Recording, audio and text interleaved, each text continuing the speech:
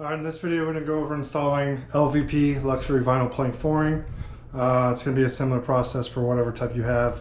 I'm using Life Proof from Home Depot. We opened all the boxes I bought, looked for all the different patterns and color variants, and then try to match them up.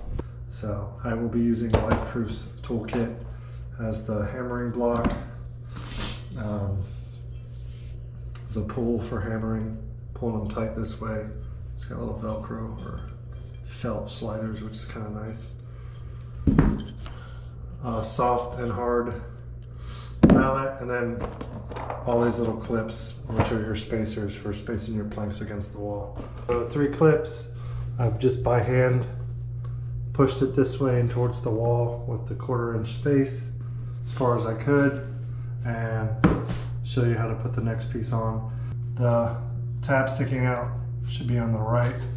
The next piece, simply just come in, lay it in that groove, and set it down. Right? Go ahead and get 2 of my spacers behind it. So we've made it to the edge, so we have to cut our piece. There's many ways to do this. You can cut it with a saw, hand saw, or a miter saw, or you can score it with a razor. I'm going to do that because it's easy and I don't have to leave the room. Also, you can measure the length of your piece with a tape measure, mark and cut it. I'll show you an easy way to do it without leaving your workspace. So just flip your board around.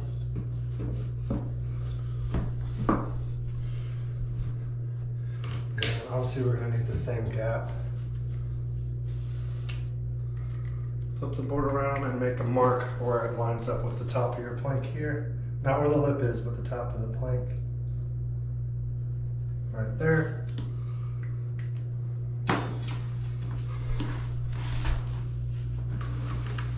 Since I have carpet underlayment, I'm just going to cut it right on here. Line up your speed square. Take a razor blade.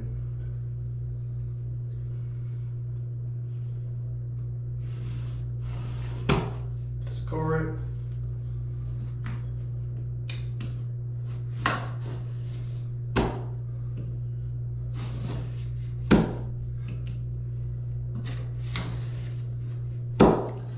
Couple times like that. And no big deal if it's not a perfect score, because this end is the end that's going back up against the wall and you're never going to see. So your baseboard's going to go over top of it.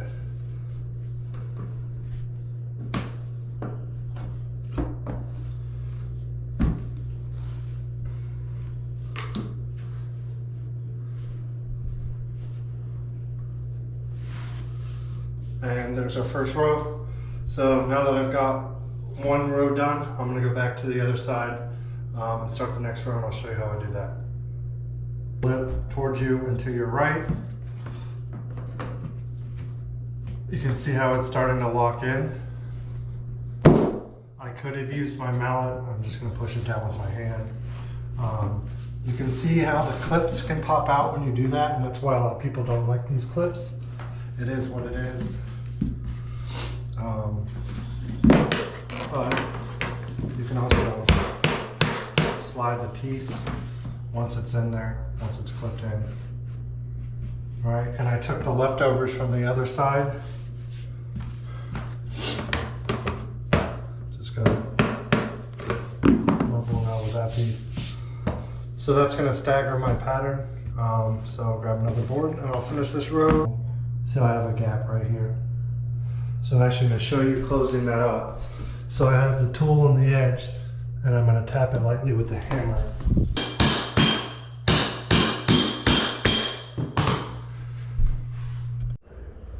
So another little tip I don't think I've mentioned yet. So I just put this plank in. If you can see, I can slide my finger on it. It doesn't want to lay flat. I've got a tight seam here, but as it transitions against this other board, I can stick my fingernail in there. I got a gap. So instead of trying to use the block, it can be difficult. The trick is to use a scrap piece of board that you otherwise couldn't use. So I'll show you that real quick. So this is the side that would go in there. Only both sides of this are cut because this is scrap that I can't use anywhere on either side. And you can see I've hit it a couple times. So I've been doing this, but I forgot I hadn't really showed you all this trick. So all I'm really gonna do is put it into the groove and hit this directly with my mallet until that gap right there goes closed. And as I do that, the whole board lays down. And then I take the board back out, and now that board is laid down and that gap is closed up. I can't get my finger nail in it anymore. I have made it over to my closet. It's on the wall I started on, so I'm gonna have to do some cutting to get around this closet.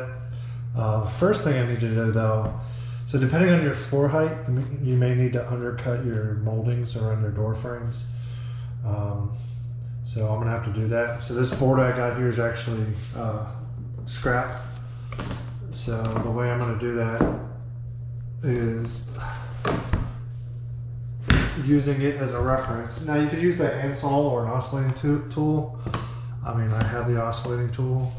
So using the scrap wood to show me the height I need to trim, because I want this to be able to slide underneath to have a nice edge, right? The baseboard will cover all that, but I want this to recess under and around this corner. And then we will test fit with my board to see how well it fits under.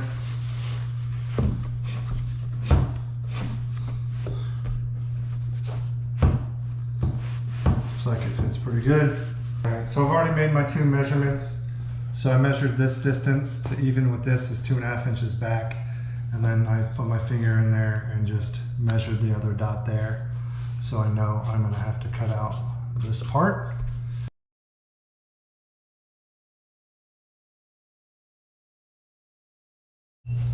All right, trimmed another little piece out right here. I'll go ahead and test fit her one more time. Perfect. So I'm getting full coverage to there. And there's no reveal. And nice that my snap board is actually accessible, so I'll be able to easily put the next board in without a cut. And then obviously I'll have to do the same thing for this wall back here. I'll probably pop the door off the hinges so I can easily get in there to do that. So yeah, this part looks like it'll be pretty straightforward. All I would do now is lay this on top of my next real board and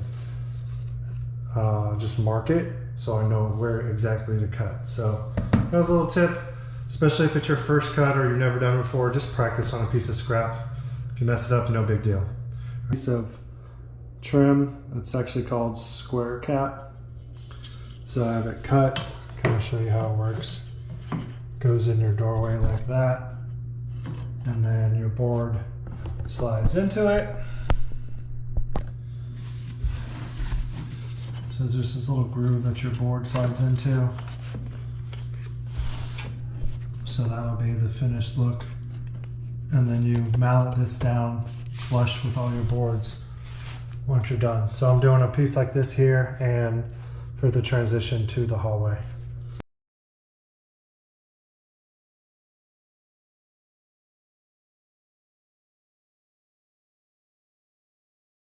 Like I said, I've already put in the next piece and locked it in on this side.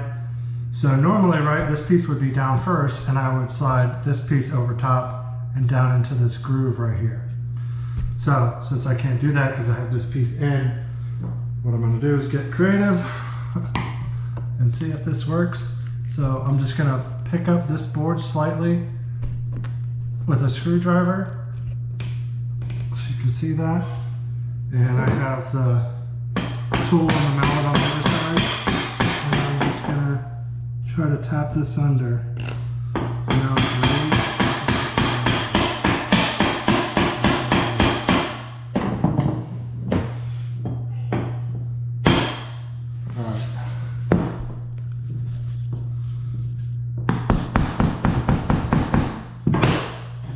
Alright, that actually worked out pretty good.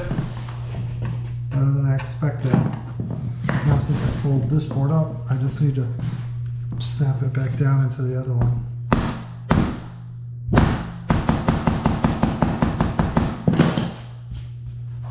There we go.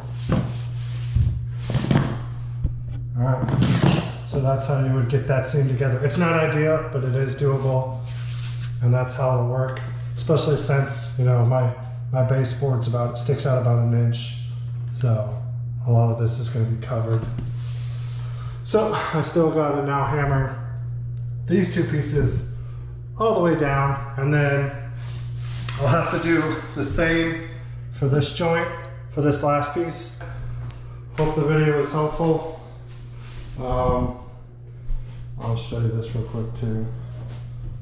So there's how my transition turned out with the T-trim, or square cap trim, to the T-mold, to the hardwood in the hallway. So yeah, just gotta get the baseboards back in and all that, but that's it for this video. Going over installing vinyl plank. A lot of it's easy and straightforward once you get the hang of it, but certain pieces and edges and trim, like you've seen in the video, take a little bit of critical thinking and just a little ingenuity, trial and error. But you can get it done. I'm by no means a professional, but I just keep perfecting it every time I do it. So yeah, if you liked the video, please subscribe, like, comment, all that good stuff. And if you want to see the rest of this room come together, this is Ian's room, or Boys Reno, on my channel. So we'll be finishing up, and if you want to see the final product, be sure to follow along. So thanks for watching. All right, bye.